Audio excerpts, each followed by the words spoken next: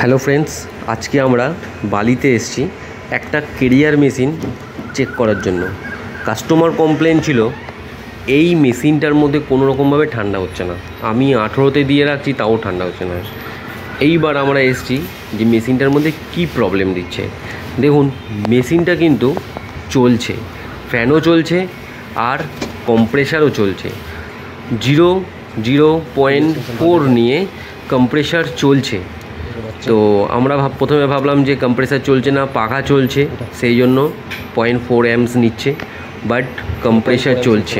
এই দেখুন, ঠিক আছে, কম্প্রেসার চলছে। আমাদের যে মিটার খারাপ সেটাও না, মিটার ভালো আছে। তো যাই হোক, তো আমরা পাইপলাইনে হাত দিলাম, সাকশান আর ডিসচার্জের মধ্যে কোনো রকমভাবে ঠান্ডার চিহ্ন নেই। তো আমরা ভাবলাম যে মনে হচ্ছে কিছু একটা ডিস্টার্ব, গ্যাস মনে হয় নেই। তো যাই হোক, আমরা গ্যাস ভাল্বের ওখানে স্ক্রুড্রাইভার দিয়ে পুশ করে দেখলাম যে হাওয়া বেরোচ্ছে, কোনো রকমভাবে গ্যাস নেই।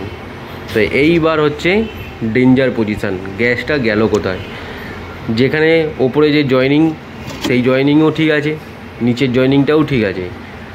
এরপর আমাদের এবার গ্যাস খুঁজতে হবে। তো যাই হোক, এবার সেই প্রসেস চলছে। আমরা অনেক পিন